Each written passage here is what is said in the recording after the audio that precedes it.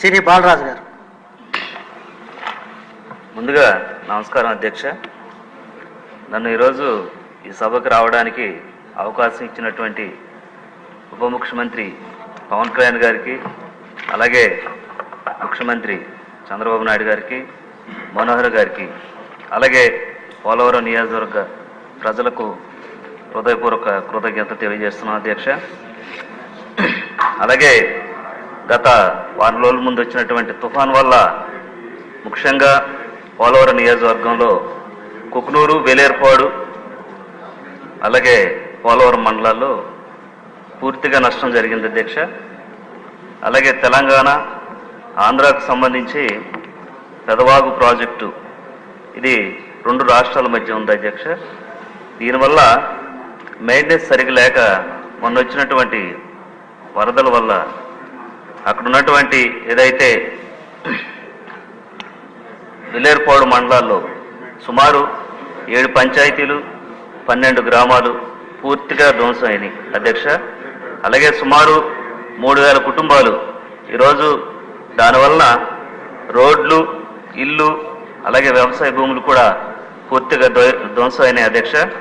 అలాగే దీనికి మన ప్రభుత్వం నుంచి వెంటనే చర్యలు తీసుకొని వారిని సురక్షిత ప్రాంతాలకు తరలించాం. అలాగే వారికి అదే గ్రామంలో భోజన సదుపాయాలు, మంచినీరు, వైద్య సదుపాయం, అలాగే వారు ఉండటానికి బరకాలు ఇవన్నీ కూడా నివాసితులకి ప్రభుత్వం ద్వారాగా వెంటనే అందించాం అధ్యక్ష. అలాగే నష్టపోయినటువంటి ఏదైతే ఈ 3000 కుటుంబాలకి మన ప్రభుత్వం ద్వారాగా వెంటనే ఆర్థిక సహాయం చేయాలని మన ముఖ్యమంత్రి వారిని కోరడం జరుగుతుంది అధ్యక్ష. అలాగే పోలవరం ప్రాజెక్టు సంబంధించి నిర్వాసితుల సమస్య అధ్యక్ష. గత ప్రభుత్వంలో 2013 భూసేకరణ చట్టం క్రింద 5 లక్షల రూపాయలు ఉన్నదాన్ని 10 లక్షల రూపాయలు ఇస్తానని హామీ ఇచ్చి మోసం చేసినటువంటి ప్రభుత్వం వైసీపీ ప్రభుత్వం అధ్యక్ష. అలాగే ప్రాజెక్ట్ని చూడటానికి కూడా అనుమతులు కూడా ఇవ్వలేనటువంటి పరిస్థితి వైసీపీ ప్రభుత్వం తీసుకొచ్చింది అధ్యక్ష. అలాగే 2014 నుంచి 2019 వరకు మన ప్రభుత్వంలో బస్సులు పెట్టి మరీ పోలవరం ప్రాజెక్ట్ని చూపించే ప్రయత్నం మన ప్రభుత్వం చేసింది అధ్యక్ష.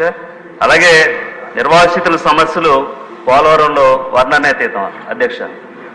అలాగే వారికి తక్షణమే ఏదైతే మనం ఎన్నికల్లో ఇచ్చినటువంటి హామీలు ఏదైతే ఉన్నాయో వెంటనే నిర్వాసితులకి వెంటనే తప్పకుండా న్యాయం చేయాలని నిర్వాసితులందరూ కూడా భావిస్తున్నారు అధ్యక్ష. మన ప్రభుత్వం ద్వారాగా తప్పకుండా వారికి న్యాయం జరుగుద్దని అనుకుంటున్నారు అధ్యక్ష. అలాగే వారికి సంబంధించి ఏదైతే ఇల్లు కానీ, భూమికి బదులు భూమి కానీ, అలాగే R&R ప్యాకేజీ కానీ ఇవన్నీ కూడా ఇచ్చి వారిని సురక్షిత ప్రాంతాల్లో ఏదైతే వారికి నిర్మించేటువంటి ఇల్లుని సురక్షిత ప్రాంతాల్లో ఇస్తే తప్పకుండా వారు అక్కడి నుంచి వెళ్తారు. ఏదైతే వరదలు వచ్చిన టైంలో తప్పకుండా వారు సురక్షిత ప్రాంతాలు ఉండే విధంగా మన ప్రభుత్వం తప్పకుండా చర్యలు తీసుకోవాలని మనస్ఫూర్తిగా కోరుకుంటూ ఈరోజు ఏదైతే వారికి నష్టపరిహారం ఇచ్చి మన ప్రభుత్వం ద్వారా ఆదుకోవాలని తప్పకుండా అదే క్రమంలో పోలవరం నియోజకవర్గంలో ఉన్నటువంటి గిరిజన ఏదైతే నిర్వాసితులు ఉన్నారో వారందరినీ కూడా మన ప్రభుత్వం ద్వారాగా తప్పకుండా ఆదుకోవాలని ఈరోజు ప్రభుత్వాన్ని పోలవరం నిర్వాసితుల తరఫున నేను వేడుకుంటూ ఈరోజు ఈ అవకాశం ఇచ్చినటువంటి పవన్ కళ్యాణ్ గారికి, అలాగే మనోహర్ గారికి, చంద్రబాబు నాయుడు గారికి నా హృదయపూర్వక కృతజ్ఞతలు తెలియజేస్తూ సెలవు తీసుకుంటాను. జ్యోతుల నెహ్రూ గారు.